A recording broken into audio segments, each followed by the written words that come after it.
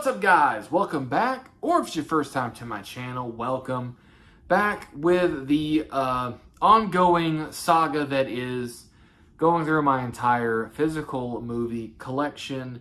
And the last one we were continuing in the D's, and we'd gotten to my Disney portion of my DVDs and Blu-ray. And I just wasn't able to finish it in the allotted time. I'm trying not to make these entirely too long, trying to really keep them under at least 30 minutes. So we're back in it today. I'm going to continue through the Disney movies that I own. And right off the bat, we've got Pirates of the Caribbean, The Curse of the Black Pearl. This was, of course, the first one. These movies, at least the first two, which spoiler, Pirates of the Caribbean, Dead Man's Chest there. But Pirates of the Caribbean, The Curse of the Black Pearl, man, and the first sequel. These movies had a stranglehold on me when they came out, and for a couple years after. I still love these. I think these are absolutely fantastic. Unfortunately, it's like they got worse as they continued. I know that there were talks, at least, once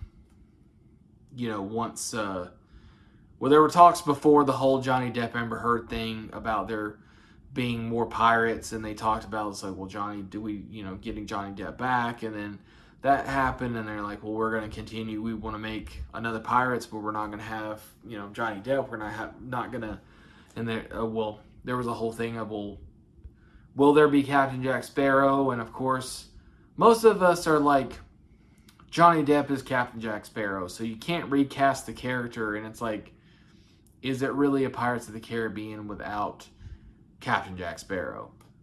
So will we get another one? I don't really know. I don't think there needs to be another one. I think, they went as far as they could with it, I believe. And like I said, they got worse as they continued, at least in my opinion. But I mean, these two right here are fantastic and very, very rewatchable. But yeah, that's got disc 1 and disc 2 of the first Pirates, and then there is Dead Man's Chest. Great movies. Again, just extremely rewatchable for me. I've watched them quite a few times over the years. Next up, another Disney Pixar movie, Disney DVD, Ratatouille. I just picked this one up, actually. Found it at Goodwill. I'm surprised that I didn't have it. I thought I did, but apparently not. But Ratatouille, it's one that surprised me. I wasn't expecting a lot from it. I really enjoyed it. I don't know.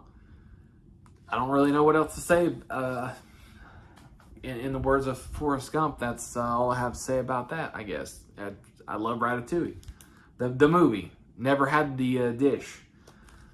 Next up, another big, important one from my childhood, and that is The Rescuers. I don't know which one, because I have this one of The Rescuers. I have this Rescuers 35th Anniversary DVD. And then I also have, I think these came together. I think these were in a pack together. And I have The Rescuers Down Under as well. Those very similar looking discs. So I'll end up keeping these, because at least this one has a, some sort of a disc art, which is nice. But yeah, this is one that especially doesn't get talked about a whole lot, and it's one that's like, I don't know where it came from, but we did have VHS cassette of that growing up. Didn't have Down Under. Didn't watch that one a whole lot. I remember watching it in school. So I didn't watch that one as much, so I'm not as big on that one. But I do love the original Rescuers, and I don't know where it came from. I'm assuming it's like my mom probably bought it for me as a gift or something, and because we had back in the day, if you're if you're close to 40 like I am, you may remember the old Disney clamshell VHS tapes, with the clamshell. We had a huge collection of those for most of my childhood that just, I guess my mom just would buy one every so often for either holiday or special occasion or just cuz, I guess, maybe. And so it's like we had quite a big collection of those at one point in my life. And it's like that's like a nostalgia thing for me thinking about.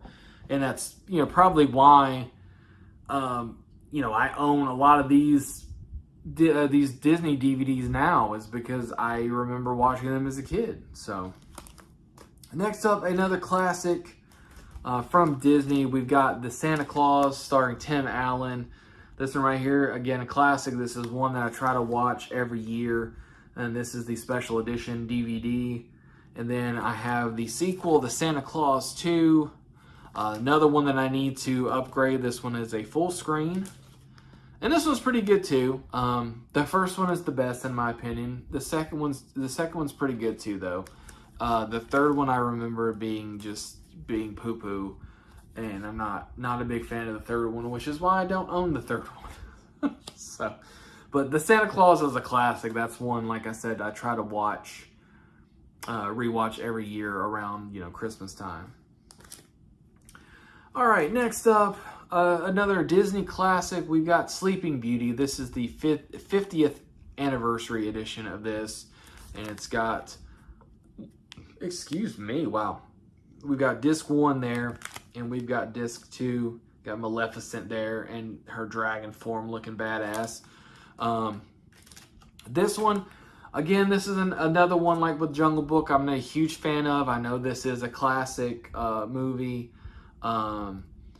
So I ended up picking this up along with this other, with Jungle Book and this one as well, Snow White and the Seven Dwarfs, or Dwarfs, and it's the same 2-disc. I forget if this is like any kind of special thing, but it is a 2-disc version. But I ended up picking up these two, Jungle Book, and there were some other ones I believe that I all picked up at Goodwill one day because, again, the classic Disney, if I end up finding them, especially if they're in good condition, because I found Bambi that day as well, but the disc was so scratched up that I ended up skipping on it, which I was very disappointed because that's the one I wanted most, because that's one I remember from childhood. Didn't watch that one a lot because the beginning was traumatizing, but I do remember Bambi fondly. Next up, we've got Disney's Tangled, story of Rapunzel. Very, very good movie. So good. Really enjoy that. I've seen that one quite a few times as well. Then we've got Toy Story and Toy Story 2 on Disney DVD. I don't think these are anything special or anything like that. Toy Story, absolute favorites of mine. As a fan of toys and action figures growing up, and even now as an adult, being a fan of toys and action figures and a collector of those, I absolutely love Toy Story. This was one that just right out the gate hit the mark for me, and I guess I was the correct demographic. I mean, Andy was the main, was the little boy, and it's his little boy, and it's his toy collection and coming to life and all that kind of stuff. It just, I think I was the target audience for Toy Story. But Toy Story and Toy Story 2, and I'll never own the third one because the third one makes me too damn sad. The third one is so depressing. I never want to watch that one again. And after the third one, I refuse to watch the fourth one. So, kind of done with Toy Story. Toy Story 1 and 2, though, is where it's at. I'll rewatch those until I'm probably, dead. So, next up, this is one that I own that I have never watched. I don't know how I acquired it. Maybe I ended up getting it at one of the movie places I worked, wanting to see it. But Treasure Planet. So I do need to sit down and watch that at some point. My fiance says it's great. Maybe we'll watch it together at some point. Then we've got the live action version of Underdog. I've only ever watched this, I think, once, maybe twice. I really enjoyed it from what I remember. It's like I'm not sure how I got the DVD. It's like maybe I got it from one of the movie places, or maybe it was given to me. I don't know. I'm not really sure. Another one in my collection that I still have yet to watch, and that is Up. I've heard really good things. I've heard it's a little, it's a little sad. It tugs on the heartstrings and everything like that. I've heard it's really good. I just still haven't watched it. And again, it's like I don't know how I acquired it. I probably got it for free somehow, which is why, again, I own it and I've never watched it. However, I have watched WALL-E a few times and I love this movie. It's so good. Has a great message as well all around. It's just it's a good movie. Love the character of WALL-E, and I'm a sucker for little like robots. Like some of my favorite characters or favorite moments from like Star Wars, for example, have to do with the droids. There's part of me that actually is kind of excited about AI and about having like little robots living in your house and helping you and stuff like that. It kind of excites me a little bit because I'm a sucker for like little robots, little droids and stuff like that in media. So, but WALL-E is great. WALL-E is one of my all-time favorites for sure. Next up, one that I owned again as a kid and watched and rewatched until I'm surprised I didn't wear the VHS cassette out. We got the Many Adventures of Winnie the Pooh. I mean, what more can I say? It's Winnie the Pooh. It's basically a collection of short stories of Winnie the Pooh. Very, very good, very great. This one I recently just was able to find at Goodwill. I've been wanting that one for a while because, again, I had the VHS growing up. I really wanted to own the DVD, and I think I pretty much watched this immediately. Either within the at least the same week that I ended up finding it, I watched it. Next up, Disturbia. This one doesn't get talked about a whole lot. Basically a remake or a reimagining of Rear Window. This one stars Shia LaBeouf. I think I saw this one this was 2007. I think I was a teenager. The lead role that Shia LaBeouf plays, a teen boy. I think I was the target demographic for this movie. Absolutely love this movie. It's still very rewatchable for me. I still really enjoy it. And also for a long time there, it's like I was a big fan of Shia LaBeouf and was like super excited to see what he would go on to do in his career. Next up, we have Dr. Sleep, the sequel to The Shining. This is the Blu-ray theatrical version here. I got this from Redbox for like $4. Absolutely love this movie. I'm not a huge fan of The Shining. I know that that's kind of sacrilegious and blasphemous or whatever as a horror fan not to really like The Shining. I think it's extremely overrated. Not that it's not good.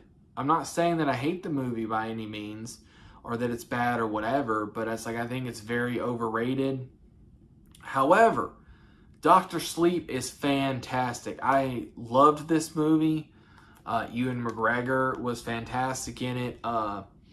Rebecca Ferguson is the villain in this movie, and she's amazing. She's so good in that role. This is just a fantastic movie all around.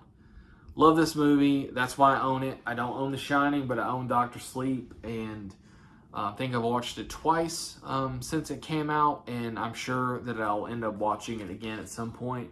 Fantastic movie. Next up, Kevin Smith's Dogma.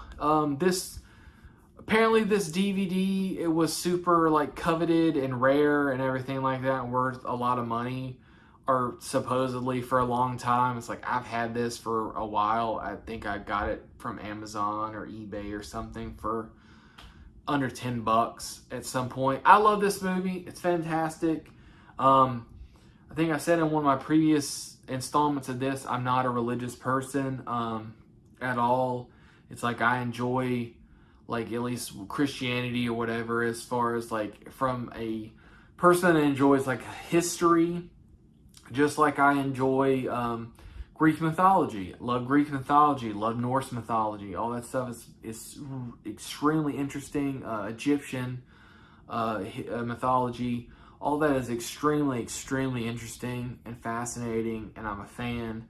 But I'm not a religious person whatsoever.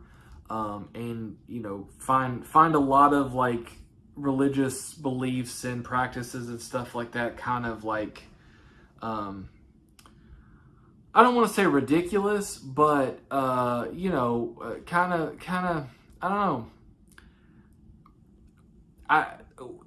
I guess not ridiculous, like something not as like extreme as ridiculous, but you know.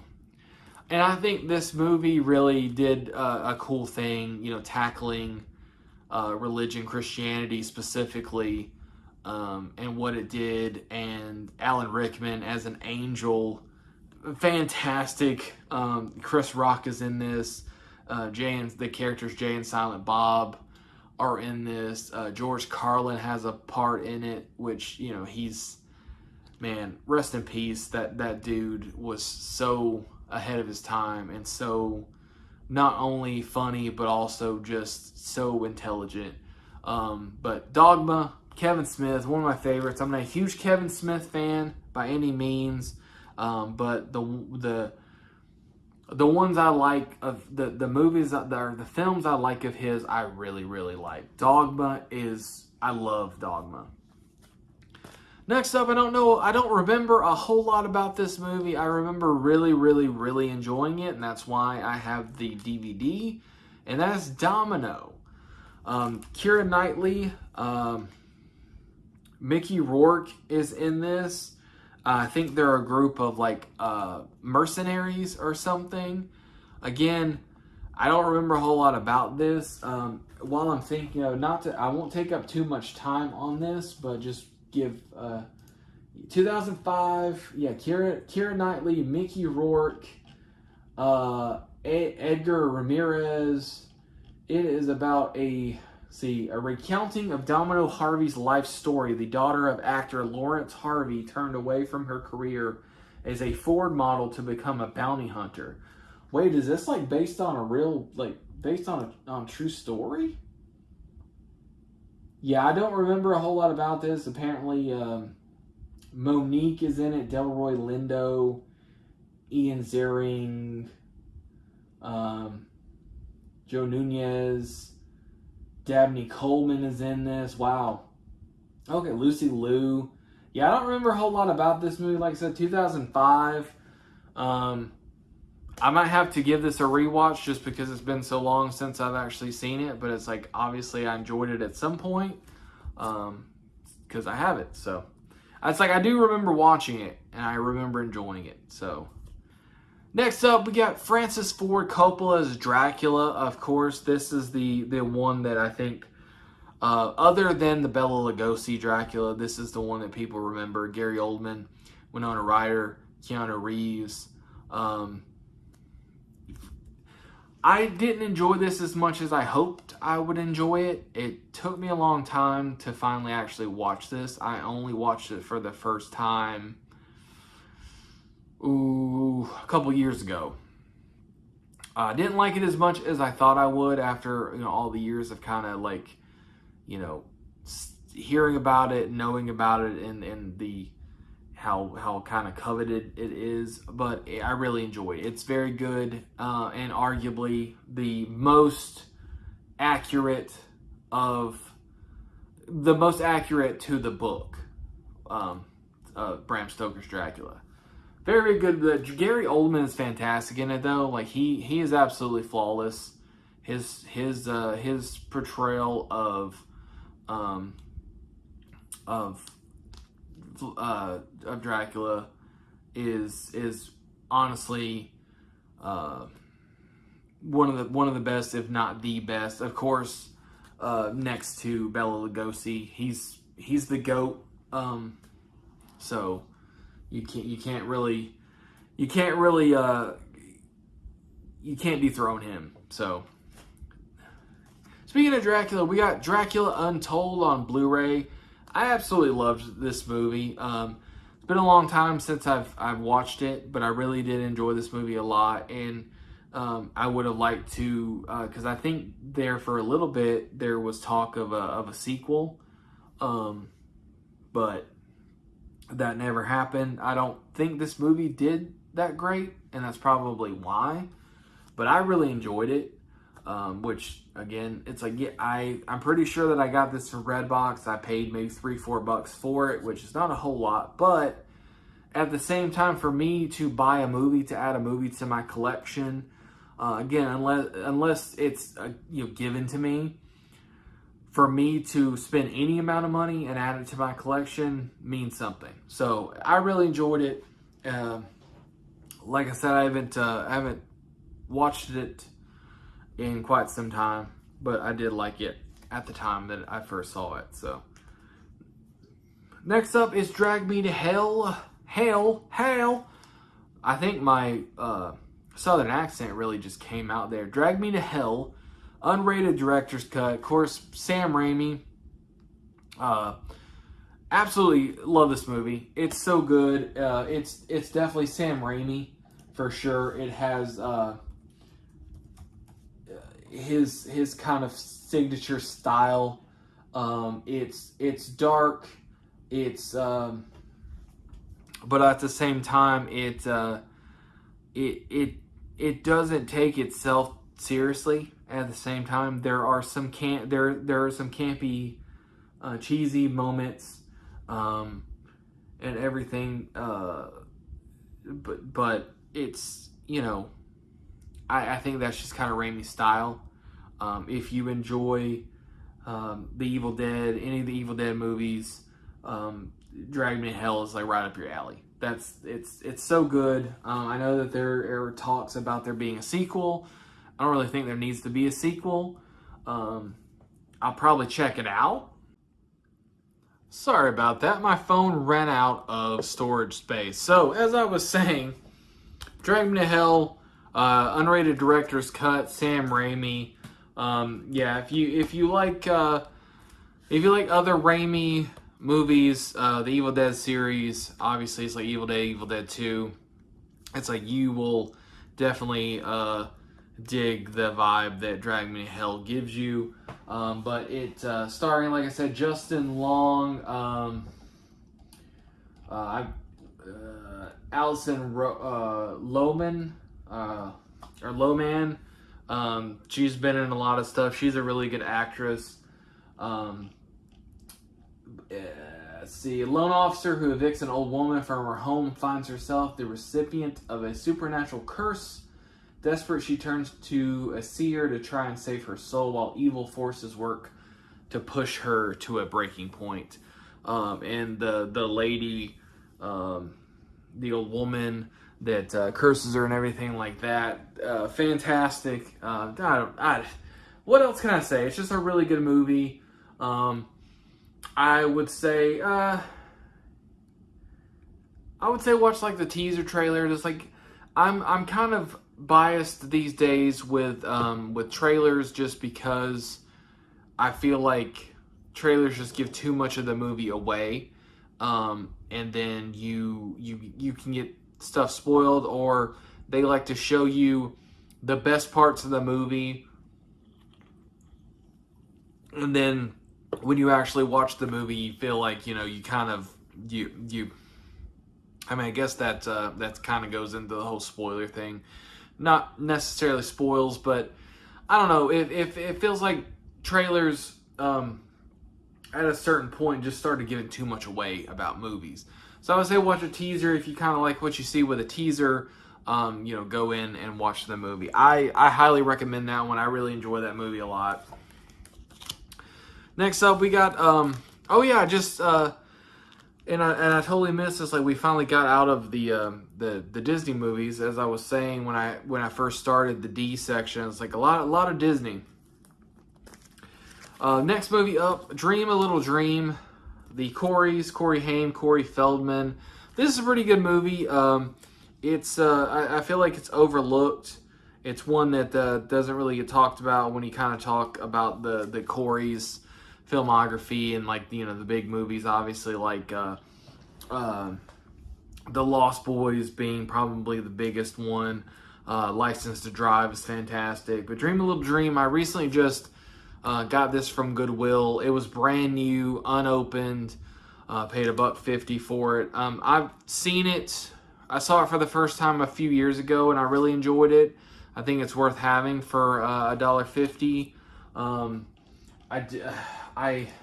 Again, I'm trying not to look too much up because it kind of slows down the movie. But 1989, an accident puts the consciousness of an elderly dream researcher into the body of a bratty teenager. The problem: the kid prefers dream world libido to real life. But yeah, an old man switches bodies with a teenager that's played by Corey Feldman, and then the old man kind of helps him get his dream girl and stuff like that. And it's, you know, it's a coming of age type kind of movie. Really, really good. I enjoyed it. I thought it was pretty good. Next up, we've got Dr. Seuss's How the Grinch Stole Christmas, the original animated movie. This is the deluxe edition. And then I also have How the Grinch Stole Christmas, collector's edition. Of course, the Jim Carrey live action, directed by Ron Howard. I can honestly watch either one. I guess it really just depends on what I'm in the mood for, really. I can go either way. You know, the animated movie is a classic. It's one that I remember from childhood, every, you know, Christmas or around Christmas time every year, seeing on TV and stuff and watching. But I think that the live action with Jim Carrey, directed by Ron Howard, is fantastic. I really enjoy that. I'm a big Jim Carrey fan anyway, so I'm kind of biased when it comes to Jim Carrey. And I really like what he did there. I think he was the perfect, if you're going to do a live-action Grinch movie, Jim Carrey was your best option as far as casting the Grinch. And speaking of Jim Carrey, we have Dumb and Dumber. I have this one here I've had for the longest time. This is the copy that I had, just a regular old copy. And then I ended up finding this, I think at Goodwill or something, or I got it in, I think I got it in like a big bunch of movies. I think I paid like 50 cents each. Got this one because it's the unrated cut, and I think it really just, it has some deleted scenes and some extended scenes and stuff like that, but it's unrated, more dumber than ever. One of my all-time favorites. I watched this.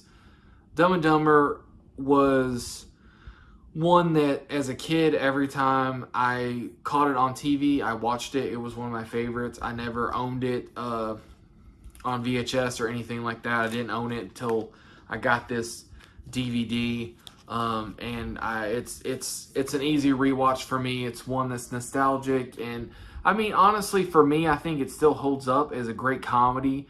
And I guess now, because of how old it is, it's, you know, it's considered a classic. It's considered a comedic classic, and for me, it's a classic. It's one of those that, like I said, I've rewatched so many times, and I love it. And, you know, it's kind of dumb, stupid humor. There's some potty humor in it, and it's just, I don't know. I like it. That's one of those, I think, that if you were to ask me to put together a list of five to 10 movies to kind of like explain who I am and, you know, my personality or something like that, I would probably put Dumb and Dumber on that list. Next up, we've got Dumb and Dumberer, When Harry Met Lloyd. This was the prequel that we got. Jim Carrey, Jeff Daniels, not in it at all. This was when Harry and Lloyd first met, when they were basically I think, were they teenagers? I think they were teenagers, or supposed to be teenagers in this movie. I know this movie gets a lot of hate, and it's not. If you compare it to Dumb and Dumber, you're gonna think it's bad. You're not gonna enjoy it. Personally, for me, I look at it as its own kind of thing. And obviously, with them doing a prequel back when they were younger, they couldn't have gotten Jim Carrey and Jeff Daniels. It's like now with the whole de-aging thing, which I still don't think the de-aging, technology is quite there yet. They really had no option but to cast younger actors to play Harry and Lloyd. But I think it's pretty good. It stands on its own. It's a pretty good movie. If you compare it to Dumb and Dumber, you're of course going to be like, well, this is crap. But by itself, I think it's pretty good. I like what it does. There's some really memorable moments. Bob Saget is in it, and that's the first time I ever saw Bob Saget post Full House, I believe. And he's pretty raunchy. He swears in this movie. It's the first time I'd ever heard Bob Saget, Danny Tanner from Full House, the host of America's Funniest Home Videos, swearing. And there's some other memorable moments that I won't tell too much about. The original Dumb and Dumber has the whole bathroom scene. If you've seen the movie, you know what I'm talking about. That When Harry Met Lloyd has its own bathroom scene as well. And last but certainly not least, for the D's, we are here. We are finally here at the end. We have Duplex, starring Ben Stiller and Drew Barrymore. I really like this movie a lot. This one doesn't get talked about a whole lot. This is widescreen with bonus material. I think I got this probably used. I can't remember. I really like this movie, though. There was a point where it's like I never have been a huge fan of Ben Stiller. He has a couple He has a couple of exceptions for me. Duplex being one of them, obviously. I really like The Heartbreak Kid, and There's Something About Mary, but never a big Ben Stiller fan. That one I really like. I think he's pretty... Meet the Parents, obviously, is a standout. But that one is pretty good. There was a time when I really, really loved Drew Barrymore. And, seeing a movie with her in it, cast in it, was one of those, it's like, I want to see it kind of thing. Probably because I think I had a crush on her for a long time. But, yeah, that's a side rant. Not so much a fan of hers anymore necessarily, but I do really enjoy Duplex with Ben Stiller and Drew Barrymore. But that is the end of. I'm seeing a thing here for a movie that I remember, advertisement on IMDb that's related to Dream a Little Dream with the Coreys, and it's a movie that I remember seeing with Corey Haim back in the day, and I had completely forgotten about it, and I just was reminded of this movie because of this trailer. Anyway, that's going to do it, though, for this one. Finally finished with the D's, and then we're going to get on with, E's, maybe F's in the next video, but at least the E's in the next one. But through the D's, but yeah, this was what we got through here. I think it's going to be, 3 parts for the D's. But there we go. That's it for this one, guys. I hope you're enjoying this. If you are, make sure you comment, subscribe, like, subscribe, and all that kind of stuff. Anything to say. It's like I love the comments. I love to hear other people's opinions on movies and, their point of view on certain things. If you agree, if you disagree, whatever. Especially if you agree on certain things, it's like it's cool to write with people about our likes and similarities and stuff like that. Especially I try not to get too negative about certain things. Obviously, you like what you like, and you don't like what you don't like. It's just that's just the way it is. But I try not to get too negative. I really more like to at least with this platform, really talk about the things that I like and what, the movies that excite me and the movies that I have fond memories for and all that kind of stuff. But again, that's going to do it for this one, guys. And again, thank you so much for watching. If you've watched this far, and please, keep coming back. Gonna slowly get through my entire collection over the course of I don't know how many videos. So hopefully you'll come back and check those out eventually. But until next time, stay awesome and keep collecting.